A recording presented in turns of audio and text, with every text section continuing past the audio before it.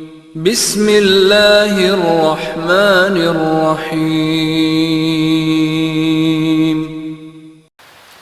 معزز سامعین گرامی قدر، سورۃ فاتحہ کے فضائل کے حوالے سے آپ کے سامنے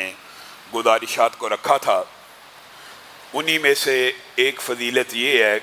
کہ جناب ابو سعید رضی اللہ کو رسول اللہ صلی اللہ علیہ وسلم نے حالت نماز میں آواز دی۔ وہ نماز پڑھ رہے تھے، رسول اللہ صلی اللہ علیہ وسلم نے انہیں آواز دی، انہوں نے نماز کو جلدی سے ختم کیا اور رسول اللہ صلی اللہ علیہ وسلم کی بارگاہ میں پہنچ گئے۔ رسول اللہ صلی اللہ علیہ وسلم نے پہلے ایک مسئلہ یہ سمجھایا کہ کیا تم نے قرآن پاک کی آیت نہیں پڑھی کہ جب اللہ اور اس کے رسول تمہیں پکاریں تو تم فوراً ان کی بات کے اوپر لبیک کہا کرو؟ تو تم نماز پڑھ رہے تھے، تمہیں تو چاہیے تھا کہ نماز اسی وقت توڑ دیتے اور میں محمد صلی اللہ علیہ وسلم کی بات کو سنتے۔ ایک تو اس بات کے اندر آپ کے اور میرے لیے ہدایت اور رہنمائی موجود ہے۔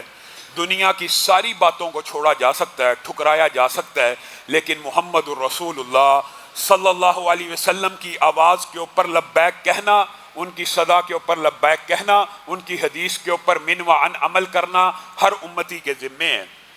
دوسری بات رسول اللہ صلی اللہ علیہ وسلم نے ان کو کی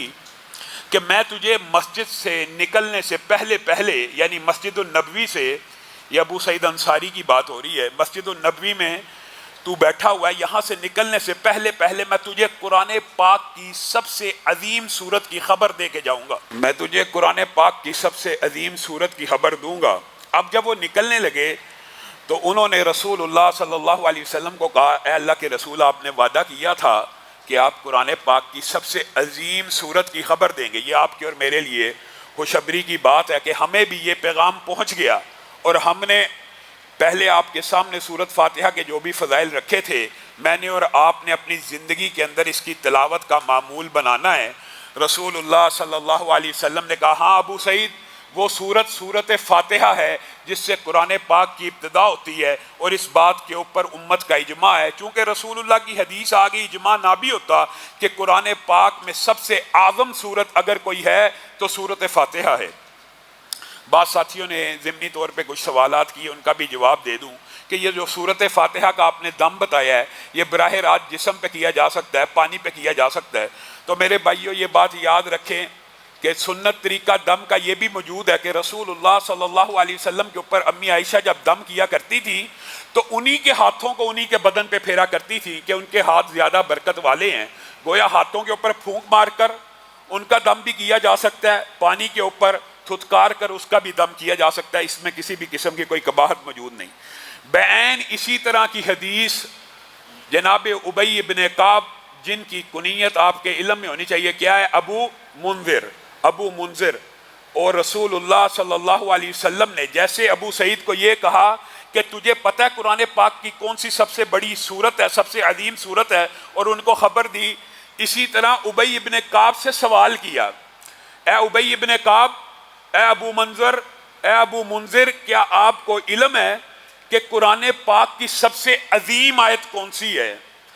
تو ابو منذر ابی ابن کعب نے خود سے اجتہاد کر کے کہا، جی ہاں اے اللہ کے رسول، میرے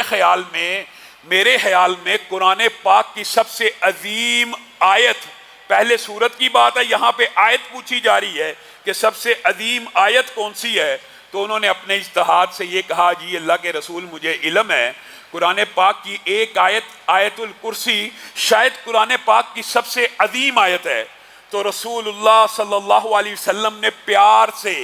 ابی ابن کعب کے سینے کے اوپر ہاتھ مارا دست شفقت کی طرح، اور پیار کرتے ہوئے کہا، ابی ابن کعب، تجھے تیرا علم مبارک ہو، تو نے بے شک قرآن پاک کی سب سے عظیم آیت کی درست نشاندہی کی ہے۔ اور ابو امامہ کی جو روایت ہے وہ یہ ہے کہ نبی کریم صلی اللہ علیہ وسلم نے ارشاد فرمایا، اس میں اعظم 3 صورتوں میں موجود ہے۔ ابو امامہ کہتے ہیں، میں نے رسول اللہ صلی اللہ علیہ وسلم سے خود سنا کہ رسول اللہ صلی اللہ علیہ وسلم نے فرمایا، اس میں اعظم 3 صورتوں میں موجود ہے، اور اس کی سند کو امام البانی نے حسن درجے کا کہا ہے، اور دیگر محدثین بھی اس کی سند کو حسن درجے کا کہتے ہیں۔ ابو امامہ نے کہا، رسول اللہ نے صرف اتنا فرمایا تھا کہ اس میں اعظم 3 صورتوں میں موجود ہے،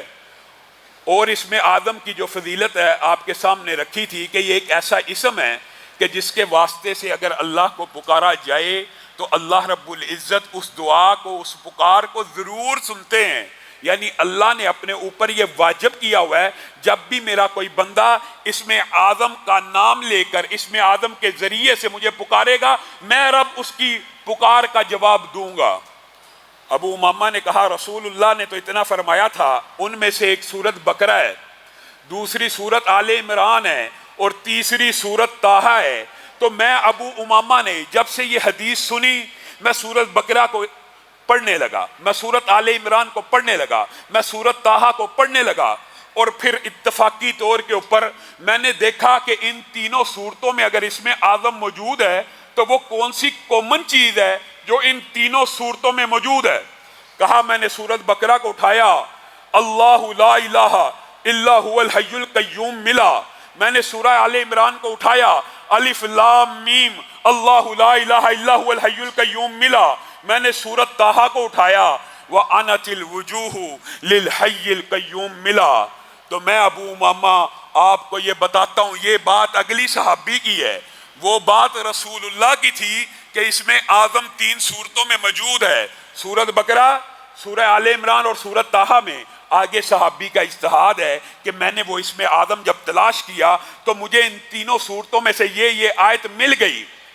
اب جب انہوں نے یہ بات تابعین کو، تبع تابعین کو بتلا دی کہ وہ اس میں اعظم جو تینوں صورتوں میں کامن نظر آتا ہے وہ الحی ہے، القیوم ہے، تو علماء نے یہاں سے استدلال کیا کہ بے شک ابو امامہ نے درست اجتہاد کیا، کیونکہ اس لفظ کے علاوہ، ان ناموں کے علاوہ کوئی اور ایسی چیز نہیں جو تینوں صورتوں میں کامن ہو. گویا الحی، اور بعض علماء نے یہ بھی لکھا ہے، یہ آپ کو پتہ ہے ایک طویل باب ہے، بعض علماء کا رجحان ہے کہ الحی اس میں اعظم اکیلا ہی ہے، اور بعض علماء کا رجحان ہے کہ الحی القیوم ملا کے ایک اس میں اعظم ہے. اس بارے میں اگرچہ علماء کے اندر اجتہادی طور کے اندر اختلاف موجود ہے، بعض الحی کو مانتے ہیں اور بعض الحی القیوم کو مانتے ہیں، لیکن مجھے اور آپ کو کیا تکلیف ہے الحی اور القیوم کہنے میں کتنا ٹائم لگتا ہے. اگر ہم دونوں نام کہہ کے یا حی یا قیوم برحمتک استغیث کہہ لیں گے، اے حی اے قیوم